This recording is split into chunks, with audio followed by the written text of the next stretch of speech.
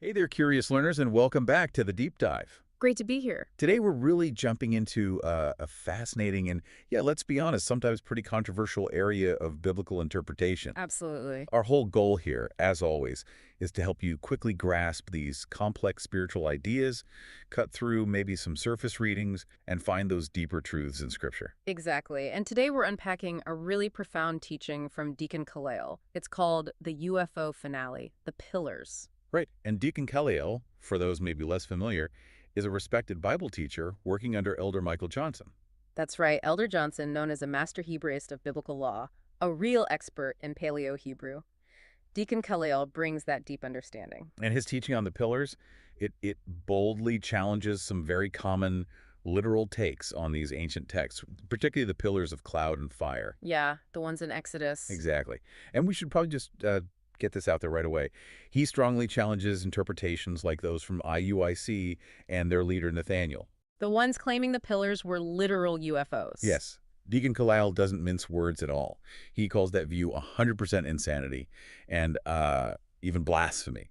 He's known for his strength in really digging into these complex parables, showing how Jehovah is still moving through his people now. So central to all of this whole interpretation, is a key framework he uses, right? Yes, absolutely critical. It's the distinction between parabolic language and literal language in the Bible. Okay. He makes the point, a really strong point, that something like 85% of Scripture actually speaks in parables, in riddles. Only a smaller part is meant literally. 85%. Yeah, That's huge. That changes how you read almost everything. it really does. And understanding that is where we need to focus today for this deep dive. So imagine, if most of what you assumed was straightforward history or description was actually a deeper kind of riddle. That's the core of Deacon Kahleial's insight. He argues that the Bible primarily uses this parabolic, riddle-like language. Getting that is key for real spiritual understanding. Okay, so how does he break that down, this difference in understanding? Well, he talks about carnal understanding versus spiritual understanding. Carnal is that surface, literal, sort of fleshly interpretation. Got it. The obvious meaning. Right. Whereas spiritual understanding looks for the deeper, hidden meaning. And he teaches that Jehovah is actually shifting us, humanity, away from relying only on carnal law towards a much more powerful spiritual law. So seeking that spiritual meaning isn't just optional. It's kind of the whole point now. Exactly. Deacon Kahleial stresses that pursuing spiritual interpretation is paramount because in these contexts, Jehovah isn't dealing with that carnal level anymore. Okay, that makes sense. Yeah. If we're moving towards the spiritual, then how does Jehovah's own nature fit in? Deacon Kahleial must address that, surely. Oh, definitely. It's fundamental. He points straight to John 4:24. Jehovah is a spirit. Jehovah is a spirit, not physical. Precisely. Not bound by physical forms. If you grasp that, it completely frames how you see his interactions, his manifestations in the text. No need for, physical vehicles. Which leads right into this concept of indwelling, doesn't it? The idea that Jehovah actually lives within his people. It's incredible, yeah. The promise to dwell in them and walk in them, specifically his servants, the children of Israel. You see it in 2 Corinthians 6:16, Leviticus 25:55. And isn't there that verse in Corinthians? 1 Corinthians 3:16. Know ye not that ye are the temple of Jehovah, and that the Spirit of Jehovah dwelleth in you? Well, that's the one. So it's not just poetry.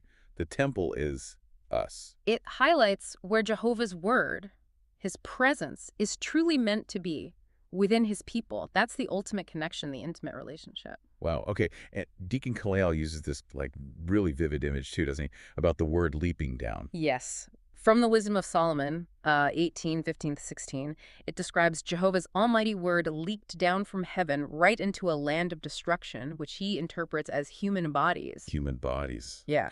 Touching heaven, but standing on earth. It paints this picture of the word's divine origin, Jehovah's origin, but it's dwelling in people. So how does that connect to actions and works? Well, it means Jehovah ultimately gets the credit for works done through believers who are aligned with his way. Think about John 14:10-11, salvation of Jehovah, saying the Father does the works. Okay. And Isaiah 55:11 says Jehovah's word doesn't return empty, it accomplishes its purpose.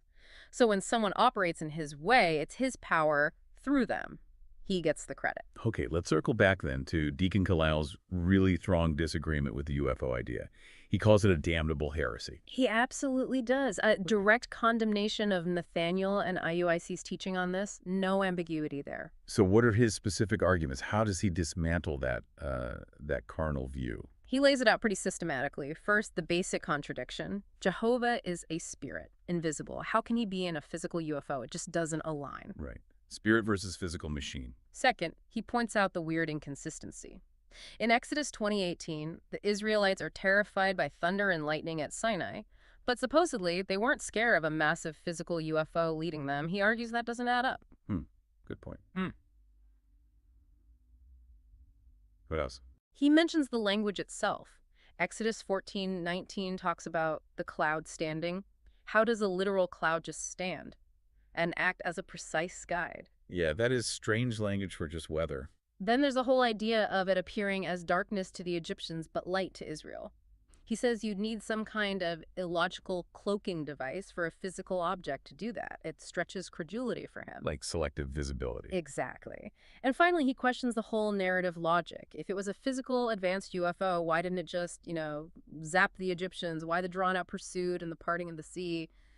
He suggests a physical UFO contradicts the way the story unfolds. Okay, so he presents a pretty strong case against the literal interpretation.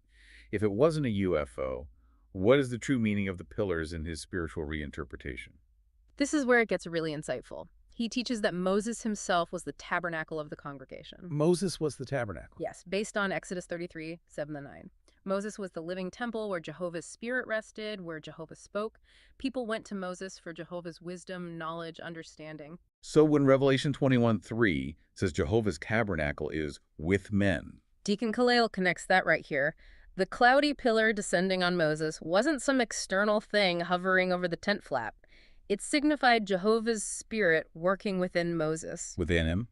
And, there's a subtle implication in his teaching, a powerful one, that this dynamic isn't just ancient history. Line, you mean? He suggests, without maybe saying it explicitly all the time, but by focusing on the tabernacle, that Elder Michael Johnson functions similarly today.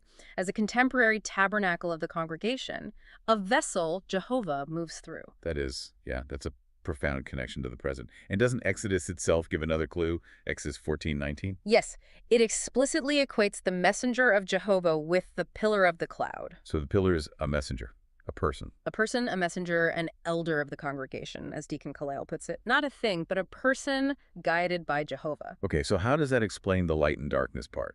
Light for Israel, darkness for Egypt. Spiritually, it signifies that Jehovah's wisdom, his guidance, is illuminating for his servants, those walking in the Spirit.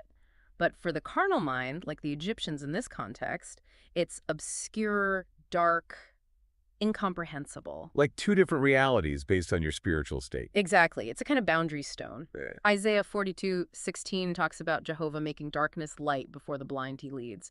And Matthew 13:11-15 shows mysteries are revealed to some, but hidden in parables from others whose hearts aren't open. And he connects this to the door of the tabernacle too, right? Where the pillar stood. Yes, but not a physical door. Spiritually, he interprets that door or entrance as the heart.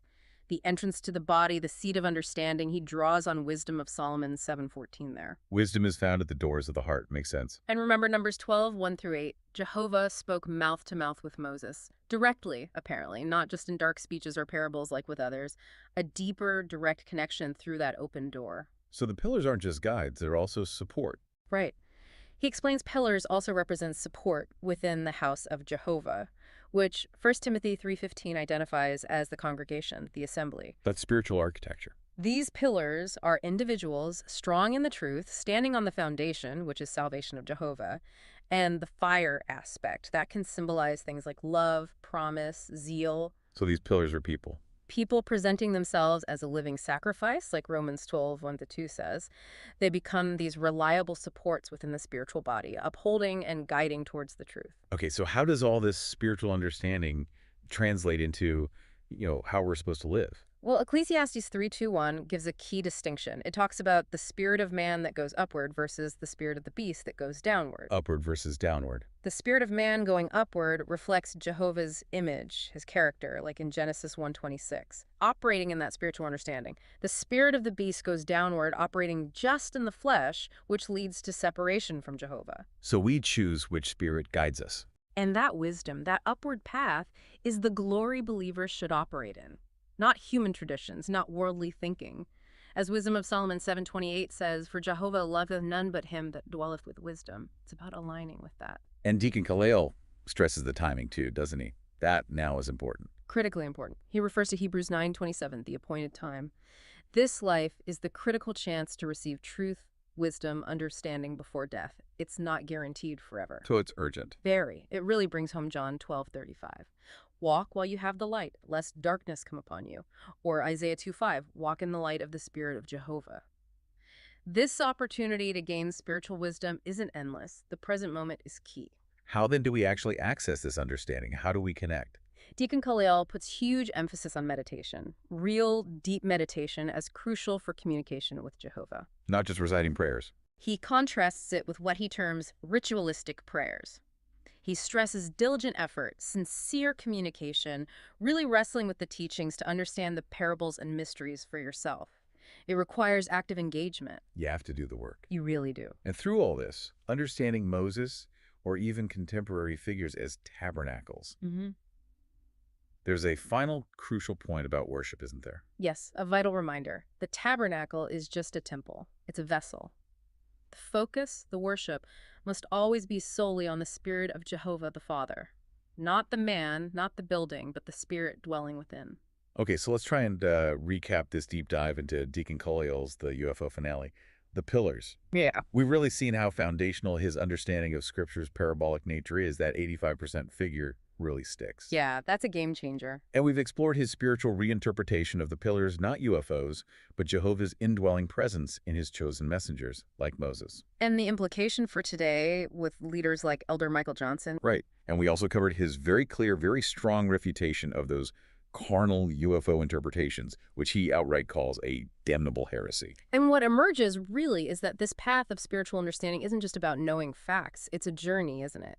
It's about introspection, aligning with Jehovah's character. That discernment. That discernment is what Deacon Kahleial teaches separates, as Romans 9:6-8 puts it, the children of promise who grasp the Spirit from the citizens of bondage stuck in carnal understanding. It's about who truly embraces spiritual wisdom. So that leaves us, and you listening, with something to really think about. If that separation between understanding and misunderstanding truly happens in the heart, as Deacon Kahleial suggests, what practices can you start or deepen to make sure your heart stays open to Jehovah's light and wisdom, especially when you encounter these complex, maybe even controversial spiritual ideas? Choose the light. Choose Jehovah. Shalom.